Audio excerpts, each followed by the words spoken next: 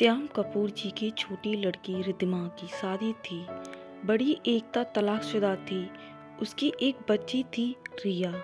श्याम का एक जिगरी दोस्त था विनीत पारासर, अमेरिका में रहता था। कहते हैं एक बार श्याम के पास कुछ भी नहीं बचा था, तब विनीत ने ही संभाला था उसको। करीब 40 सालों की यारी थी दोनों की।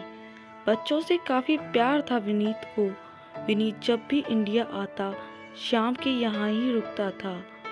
विनीत हेलो करने रिया के सामने आया। रिया जाकर अपनी नानी के पीछे छुपने लगी। नानी माँ बोली, जाओ बेटा, अंकल तुम्हारे नाना जैसे हैं, तुम्हारे लिए गिफ्ट्स लाए होंगे, डरो मत, जाओ। खाली वक्त में हरदम विनीत रिया के इर्द गिर्द ही घूमता रहता था। रिया को अक्सर घुमाने बाहर लेकर जाता था। सारे मेहमान आ चुके थे। रिद्धिमा और एकता हम उम्र थी। तभी शादी में कुछ दिनों पहले एकता और उसकी बहुत सी सहेलियां रिद्धिमा की खिंचाई कर रही थी। एक ने पूछा, और क्या बातें होती हैं फ़ोन पर? सब जोर से हंस दी।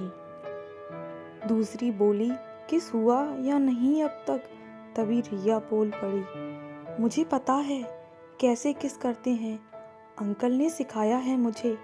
इतना कहकर रिया भाग गई। वहाँ किसी ने उसकी बात को गंभीरता से नहीं लिया, सिवाय उसकी माँ के। सबने सोचा टीवी पर देखा होगा, पर एकता काफ़ी हैरान थी। दौड़ के रिया के पीछे गई। उससे पूछा तो पहले तो रिया डरी, पर फिर बोली, वो अंकल विनीत इम्पोर्टेंट चॉकलेट और गुड़िया लाते हैं मेरे लिए, और बाथरूम में ले जाकर खूब प्यार करते थे। मेरे चीखने चिल्लाने की आवाज़ ना आए, इसलिए अपने रूम का म्यूजिक सिस्टम काफ़ी तेज़ साउंड में बजा देते थे। तब एकता का माथा ठनका। रिया पर वो कड़ी निगरानी रखने लगी। एक दिन एकता की आंख लगी ही थी कि उसने देखा रिया कमरे में नहीं है। दौड़ कर गई तो देखा कार में विनीत रिया को कहीं ले जाने वाला था। एकता दौड़कर कार के सामने खड़ी हो गई और एकदम से चिल्लाई, 25 साल पहले जो तुमने मेरे साथ किया था वो ही मेरी बेटी के साथ कर रहा है तू कमीने। क्या सिखाता था मुझे किस करना, और पता नहीं क्या क्या। मेरे अंतर मन पर इसका क्या असर पड़ा पता है? मैं ठीक से पढ़ नहीं पाई, अवसाद में चली गई और मैं डर के मारे किसी से कुछ नहीं कह पाई। पर तू वही अब जब मेरी बच्ची के साथ कर रहा है तो मैं चुप नहीं बैठूंगी। बहुत कर लिया अपने पिता के इज्जत और तेरे एहसानों का लिहाज। विनीत अनजान बनते हुए बोलता है, शाम ये क्या बोल रही है? मुझे लगता है पति ने छोड़ दिया है तो इसके दिमाग पर असर हो गया है।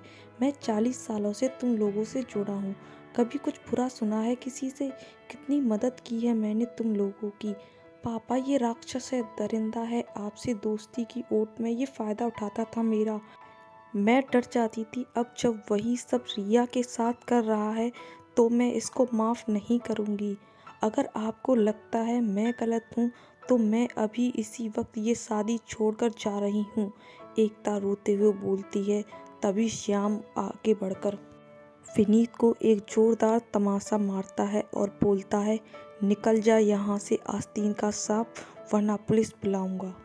दोस्तों, आपको कहानी कैसी लगी कमेंट करके ज़रूर बताएं और वीडियो को लाइक करें और हमारे चैनल को सब्सक्राइब करें। धन्यवाद।